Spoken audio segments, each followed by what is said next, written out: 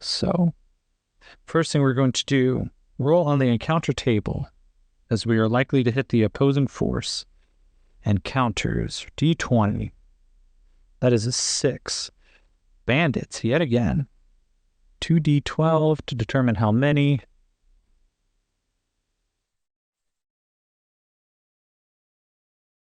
That is 13 again. And then roll a d6. 1.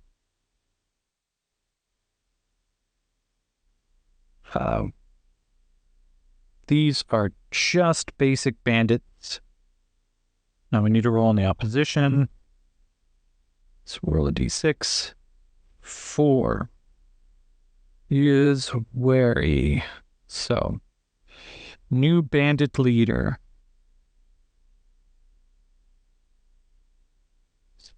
Wary. In addition, and roll once on the other authority figure to see who his backup is. 2. Greedy, looking for a payday. All right. Now, in addition to all this, on our encounter,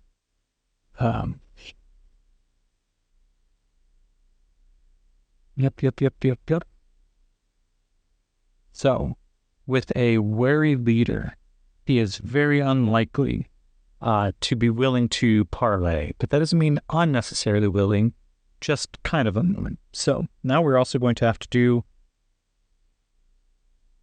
draw a card from the action deck. On a club's result, the encounter group has somehow managed to catch the hero by surprise. From the spades, the heroes had the advantage. We drew the 4 of diamonds. Okay. Which means these bandits neither have the advantage nor does Yakim. So what we'll say is, as Yakim begins pulling up, he's driving along, radio begins to crackle out a little bit. He hears Julian's words. Just try.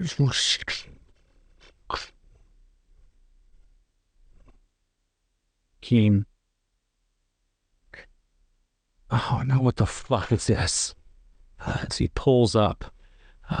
Let's roll. Yeah, we're going to roll again on the trouble table. 19. No, it's already, well.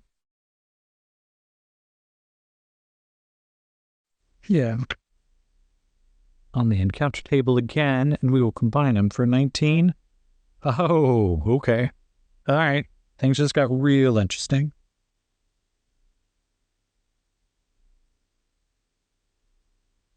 So we have these 13 bandits. There is a firefight occurring just beside the road. Yakim will roll his notice check. 5 and 4, yeah, he sees it. There are lances of light and gunshot hailing all around. And in the middle, you just see a group run and scatter.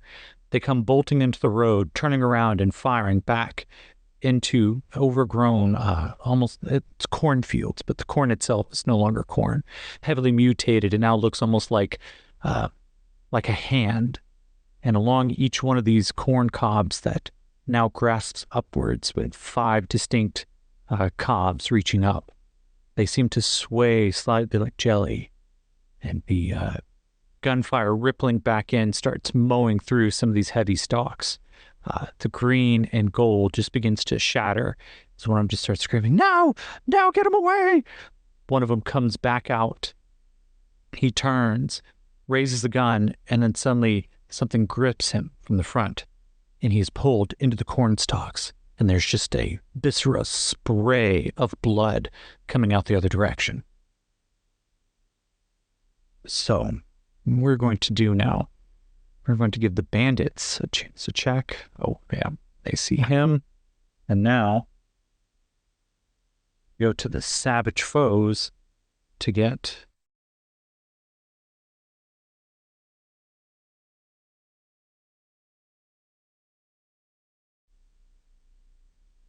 Okay, definitely flipping through to some of the deeper portions of this.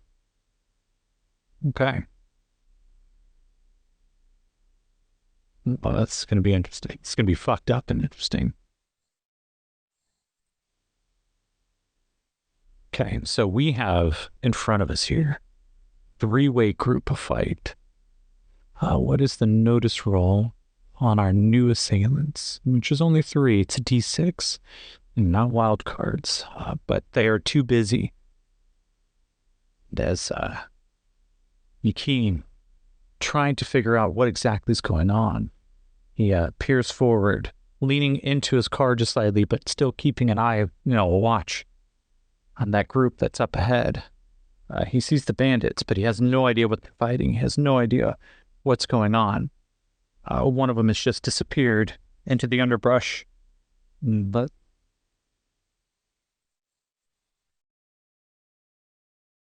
getting out the minis, because this is going to be a very fascinating, complicated, probably way too stupid of a fight. 2, 3, 4, 5s.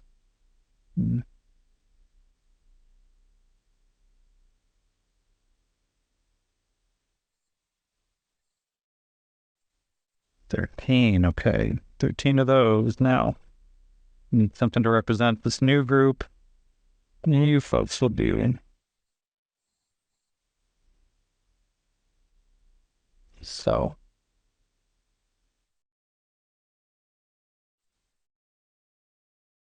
we're going to go into our initiative roll here.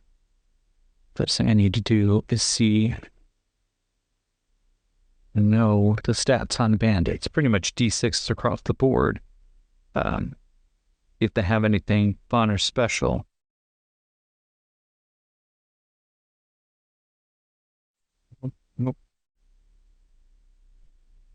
Your bandits.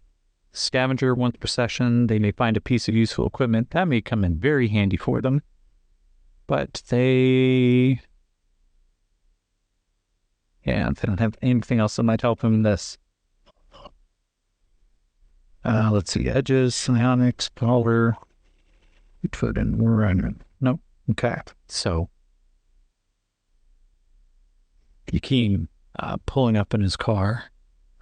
He saw this just turn and the turn in fight. One of these bandits has just been pulled directly into the corn stalk. And as he does, the spray of blood and suddenly 2 halves of this bandit land on the hood of his car, splattering blood in all directions, making it impossible to see out of.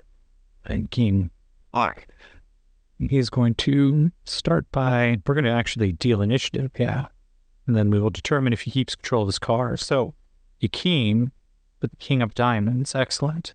The bandits, the 8 of Diamonds, and our new assailants with the 8 of Hearts. Yakin goes first, and as he tries to get control over his vehicle, and give him a D4, he's got a glitch on the vehicle to see if he can keep going and get past this. So he is going to roll. Oh, nice. The 6 blew up. So 9 total minus 2 because of the glitch. That makes it a 7. He turns on the windshield wipers, and surprisingly, they work. There is just a thick smear as it goes back and forth. The vermilion just kind of trail as he's trying to get it wiped off, occasionally leaving almost after images of the action going on in front of him as the wipers try to keep up. That'll be his one action, but he may be trying to just gun it through this, thinking this is not his fight. The other group turns let's see, we go Hearts, then Diamonds. The new assailants, there are 3 of them. There's a rustling in the corn stalks. It's an excitement. Predator stalking its prey. And despite the fact that there is 13 of these bandits, trying to defend themselves, in a panic, they are all running across the road, regardless of the vehicle coming towards them. But on all fours, running out, loping like wolves, you see these 3 young kids, well, not kids, young adults, each one of them has that kind of like combination muscular build, but also over top of bones that haven't fully grown into their places yet. There's a wildness in their hair. Two of them just have long manes that seem impossibly perfect. And the last one, 20-something girl, she runs forward almost like an alpha, keeping the other two kind of corralled in. And as she runs forward, her long fingernails dig into the earth. And then she stands up, just says with a haughty voice that seems obscured very slightly, "Where are you going, sausages? We are not done." As she leaps forward. Excuse me. Unnecessary. Pardon me there. She is going to lope forward with a pace of 8. Yeah. No.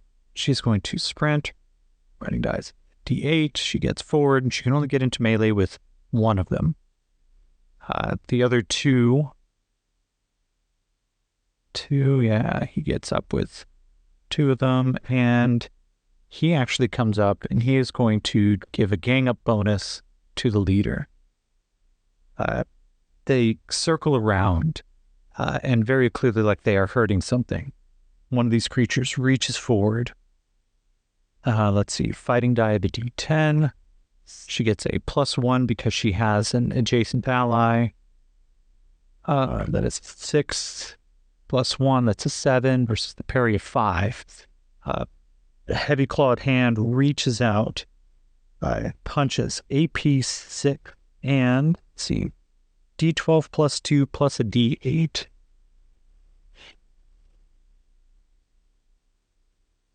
Eight. And yeah, she reaches in.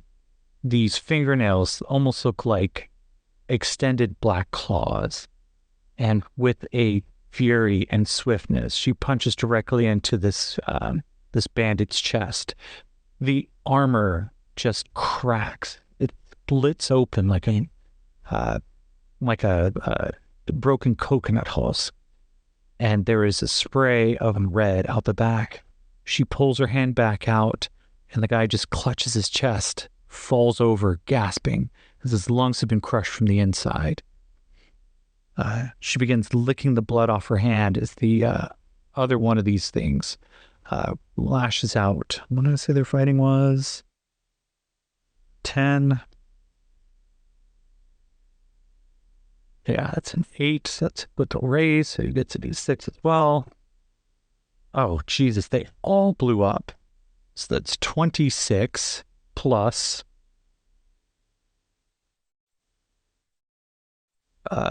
26, 36. The 8 blew up, so that's now 44, 49 points of damage. He comes in, and as these two just very similar claws rake down, he turns this creature into ribbons.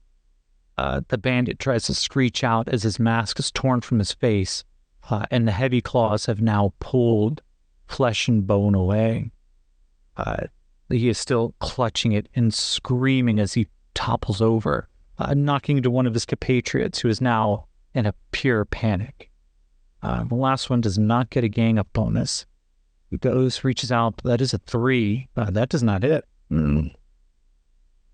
This one, in almost kind of like an excitement, seeing the blood begin to spill from his friends, he comes loping forward and tries to grab onto the shoulder of one of these. He realizes he moves his face forward as the bandit just kind of batters him aside with the wooden stock of his assault rifle. The creature recoils slightly from the stock and looks up and says, yes. Now, as the bandits come around on their turn, let's see. They need to make a fear test, -1. So that is spirit. It's a D6. Do it as a group. -1. Oh, no. They turn with pure exhaustion and fear in their eyes, unsure of what's happening, knowing that they may be completely in over their head and have no real recourse. They are going to roll on injury. No, where's the fear? Yeah, I don't have it on that one. And I didn't grab the other books, so take a look here. Spade fear table. Thank you, Google, for saving me yet again for not having the right.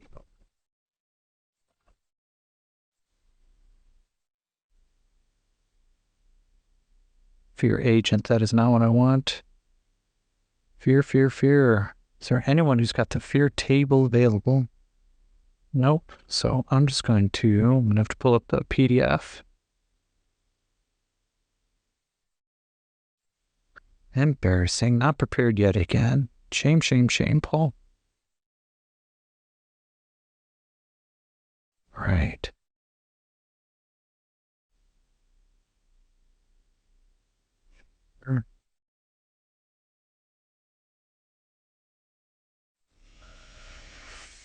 Come on, where's the fear table?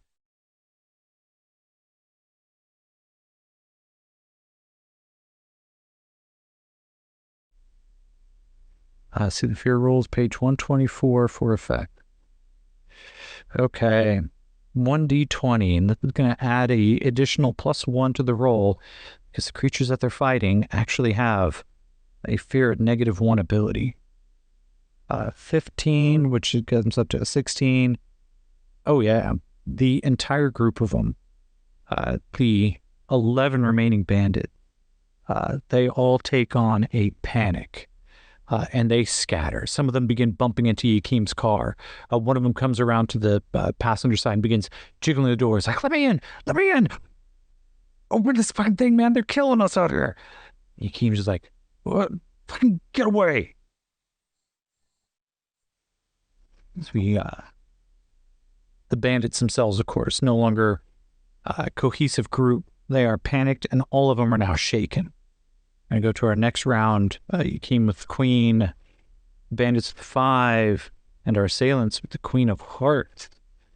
So the assailants themselves are going to go first. Let's see here. I'm going to give them a notice roll to see if they... Oh. They see that a new player has entered the field. One of them breaks off. And let's see. From where he is... 8-4 begins running towards the vehicle. Yakim just barely sees this through some of the blood splatter just smear on his windshield as one of them is now turned, and he recognizes, of course, this one, whatever this assailant is completely unarmored, which doesn't make any sense. How the fuck? What the fuck? The other two continue their jollies of attacking into the bandit. 7 to hit. Yeah, so 1 with the hit, 1 with the hit with a raise. So let's grab the right dice. It's a 13. Another one of these bandits split from the mouth as it just tears the jaw out.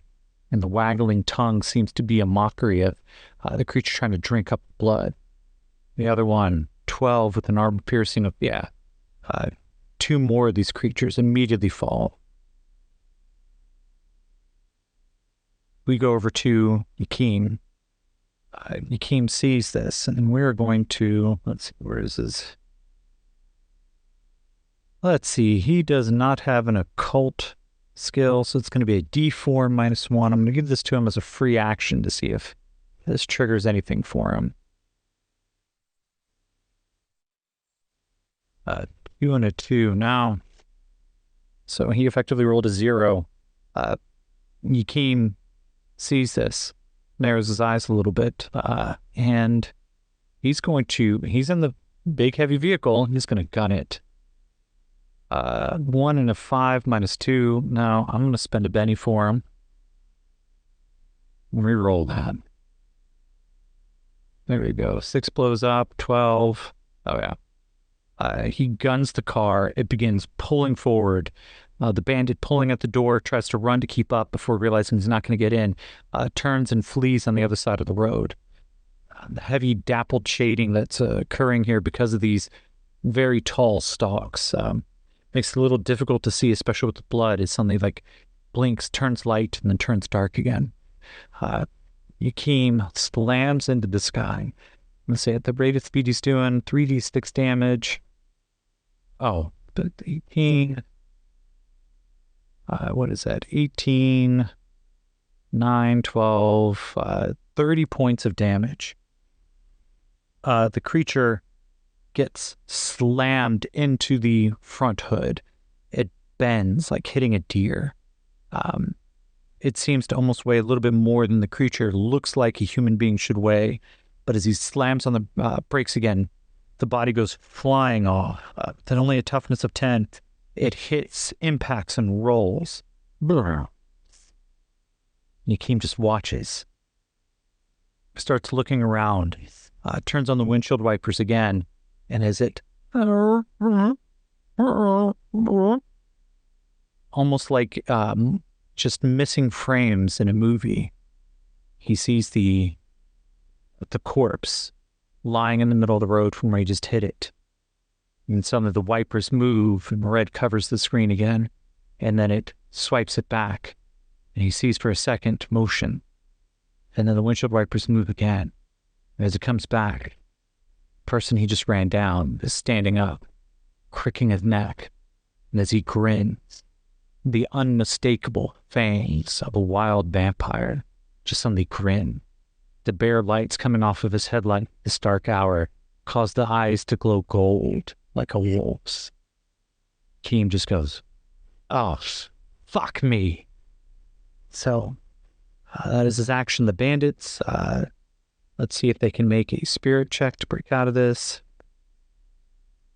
2 and a 3. No, they continue running.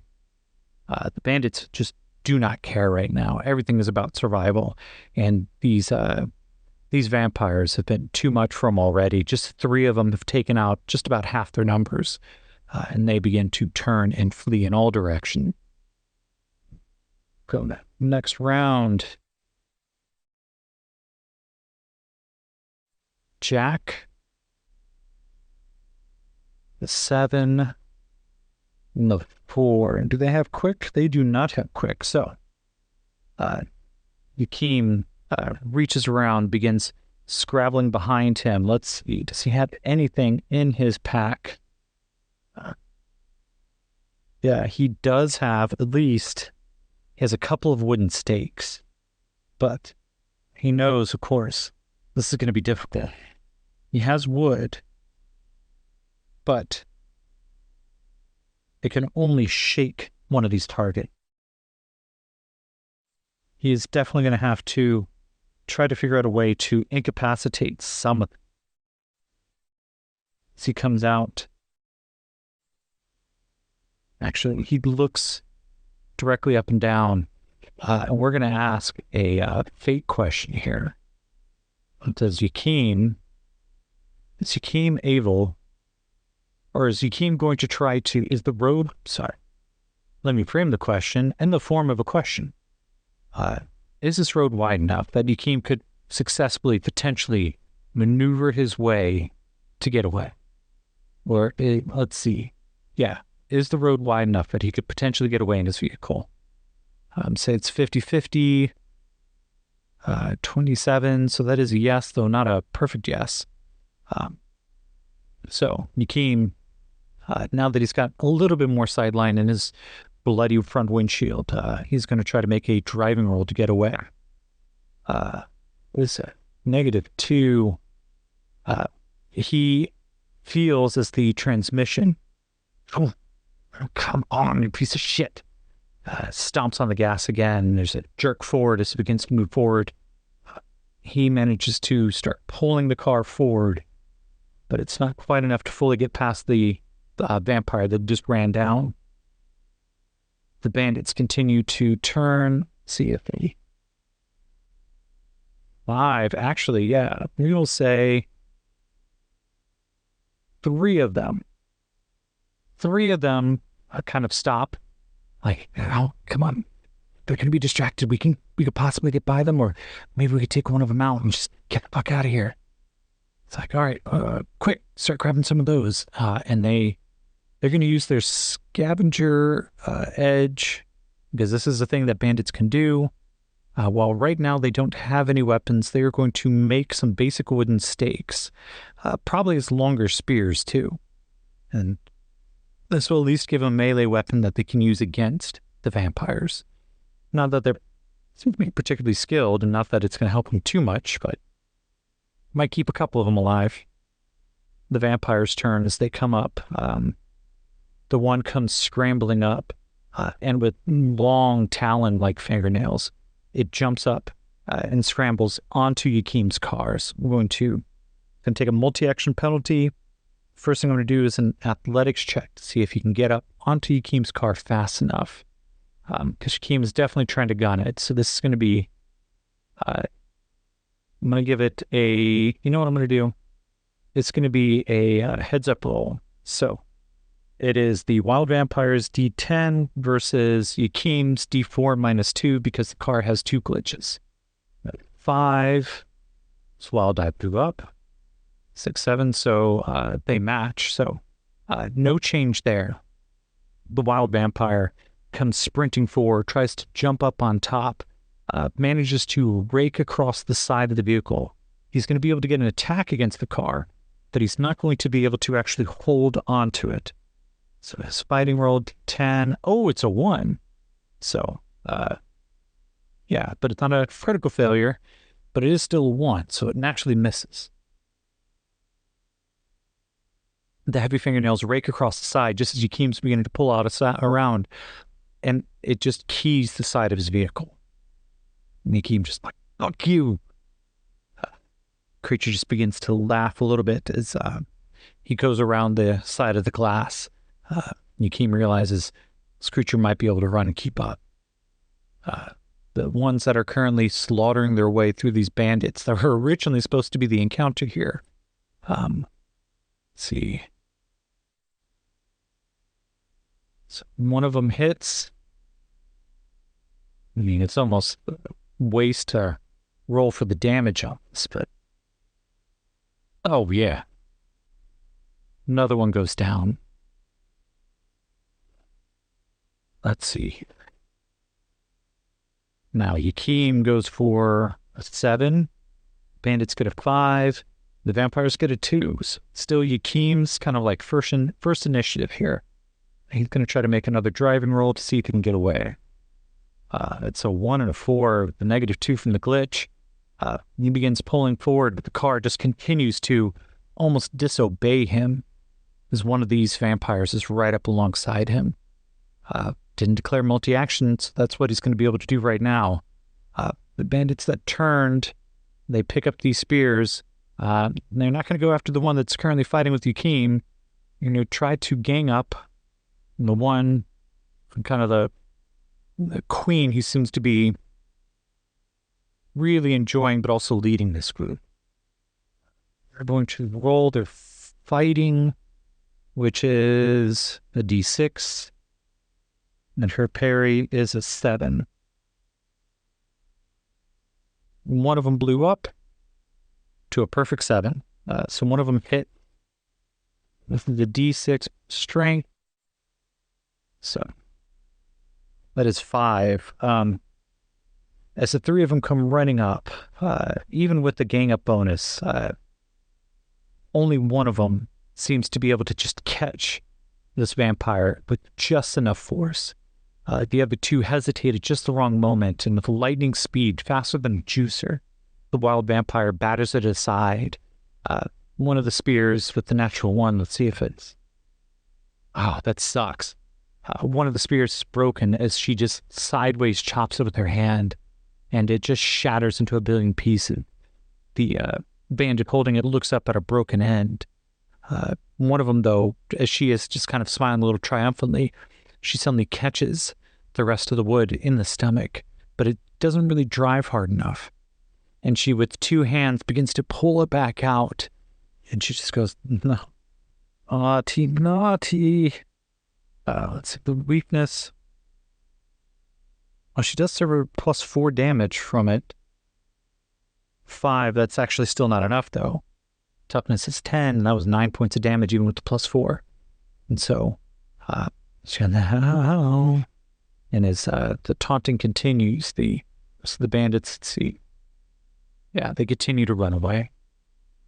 The vampires themselves, let's go to the one that is now facing off against some bolder bandits who may not live to regret this. Fighting was up. So that's attack number 1, 18. Second one's 7. -2 is 5. So she slashes out. The first hit is one to raise. D12 plus a D6 plus a D8.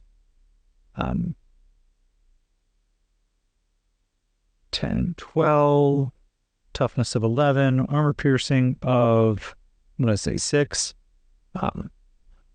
The first bandit, who actually drove the stake into her, suddenly finds himself clutched by the throat, and it's almost like the crunch of celery. She reaches backwards, she picks him up about an inch, and and he's clutching now at her ruined throat. Blood is welling and pouring down, coating the front of his armor, and as this one kind of stops breathing, just gasping for a little bit like a goldfish. She reaches out, and with her other hand, it sucks, buddy. Whew. 12, an 11, and a 4, yeah. The one who still had a working spear, she kind of trips him, and as he goes lying face down, even with his buddy's trachea still in this vampire's hand, she lunges down, and with those extended canines, they drive directly into her opponent. She pulls backwards as muscle is still attached, and she has torn out a section of his shoulder. The last guy just, oh shit. Now, the one that is trying to get up, he turns, let's see. He doesn't even need to run his running die. He catches right back up to the vehicle, and we're going to try to do that same thing again, where he tries to climb up onto the vehicle. So, explode, but not enough. There is a heavy, the creature leaps straight up the almost 8 feet to get to the top of this like overextended SUV modified to survive in this just harsh environment. The claws scrape, and it is going to try to punch straight down into the vehicle. 7 hits, and his strength is strength 8. 10, 12 total with the armor piercing of 6. I'm pretty sure that I actually gave stats for this vehicle. Let's see if I was smart enough to write them down. Probably not. I do that sometimes. But I suspect I am not going to be pleasantly surprised this time.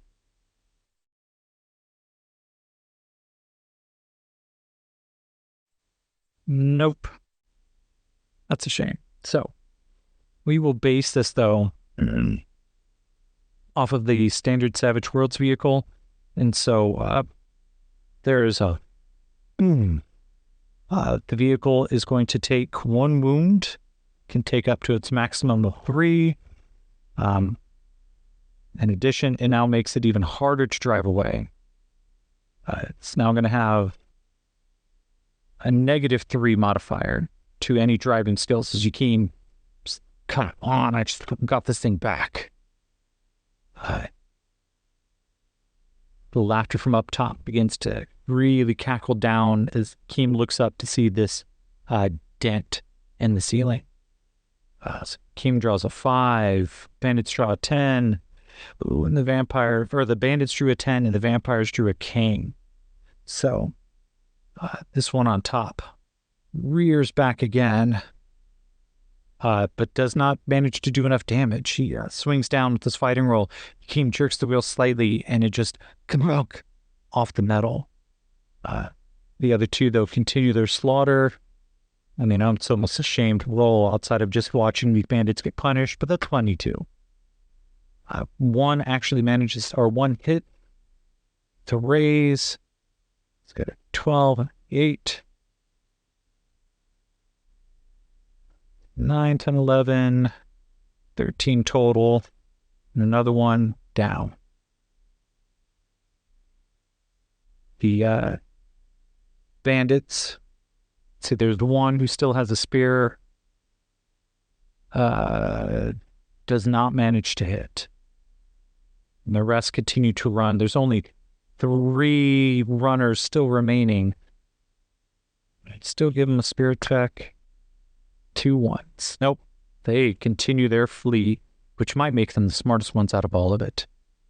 Yakeem is going to take a multi-action penalty on his turn. He draws his pistol, and you see this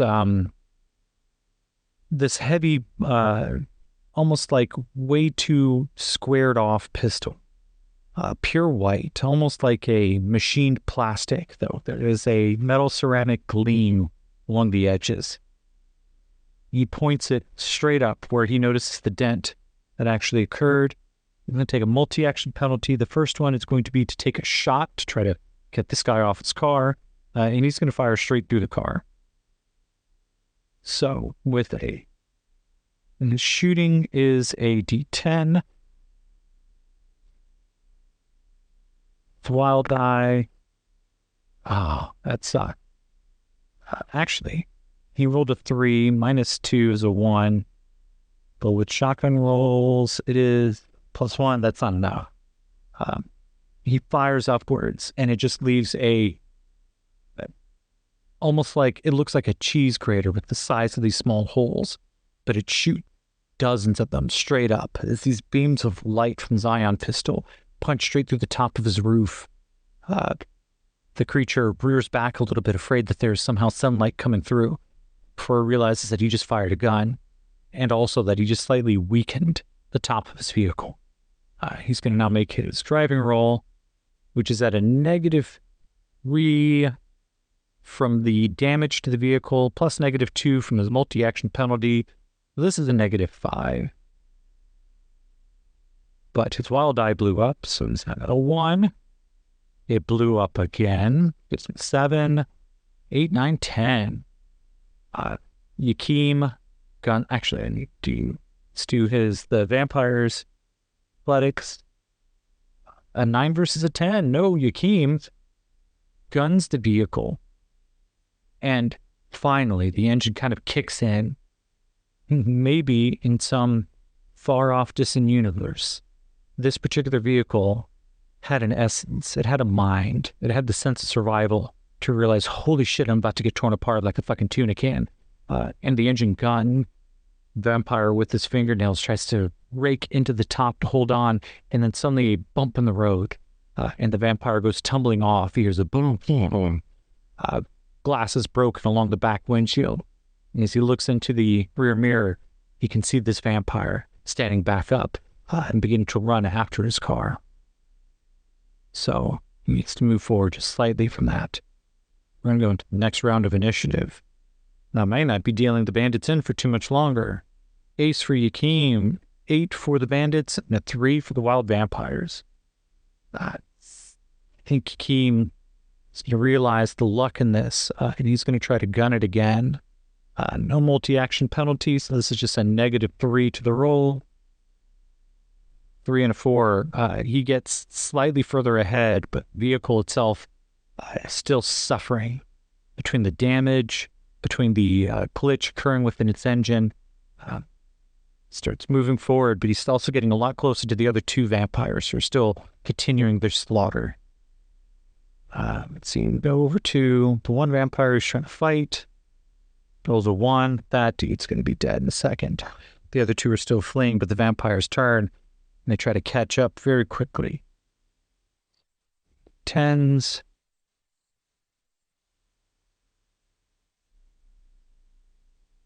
Let's hit with a raise on that one. Actually, he's going to use D12 plus 2D4. In the excitement, this feral fury overcomes the lead vampire. She goes out with 8. Those both explode. 8, 11, 15, 16. And it was with the raid. 17. With an armor-piercing 12. She goes forward, and suddenly, instead of tearing flesh, it punctures. She draws him in into almost a lover's embrace, and if it wasn't for the spurts of blood that just seemed to echo across her face, leaving an ecstasy look in her eyes, she is now, or her target is now grappled, wounded, and must make a vigor check, which is D6. Even with an ace, even with it blowing up, it's not enough. He takes a point of fatigue, and if I remember correctly,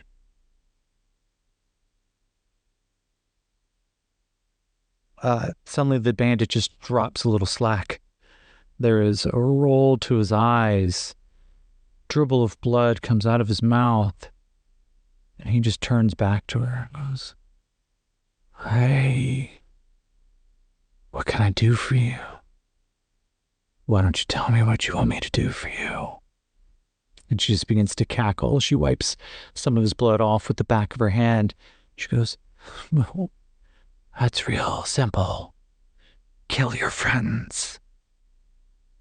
"Yes, mistress." He turns, and literally turns, into one of her thralls. Permanently into the puppet control. All right.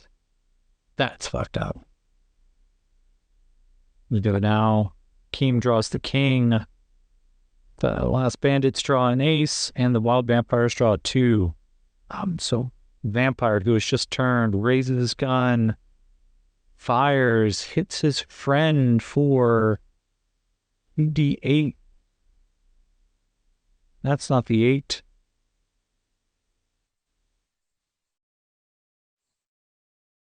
But double ones on the damage. He fires. I'm like, what the fuck, Fred? The other one swings. No, they both keep running as the other one's in hot pursuit. Yakeem tries to gun it again. Just witness this. The other ones begin to look around. With the multi-action penalty, the first thing they'll notice is the car is just not responding. He steps on the gas. Thick plumes of white smoke come out the back. He just fucking starts punching the, slamming his fist against the horn. Just in case they didn't notice that he was here before, they definitely know someone's in that car. But he is still going to preservation mode, turn the pistol backwards, and he fires through the glass window. It's a D10 for his shooting, right? Yes. Yes, that hits. The +1, he is still within close range. His close range is 10 inches. Yeah, definitely there. That is 3d8 damage. 8. Now, let's see something here.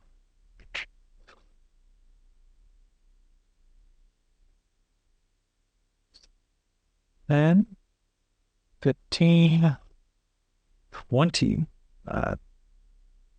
The shot goes off.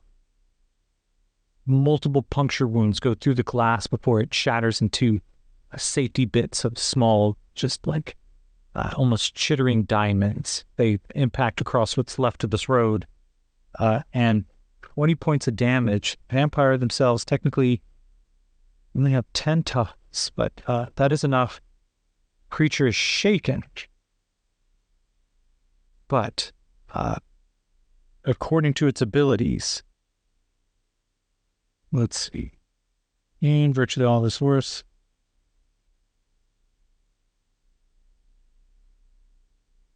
Attacks, even those causing mega damage, which don't use one of the vampire's vulnerabilities, can only shake them. Weaknesses: supernatural attacks, magic and psionics, holy, garlic, decapitation, silver and wood. No. He shakes the creature. The impact of it throws it backwards. The vampire almost seems like a ragdoll that had just been pulled off his feet by a rope attached around his hips. As he skitters into the ground, he turns back over, shakes his head like a dog that had just been thrown water on it.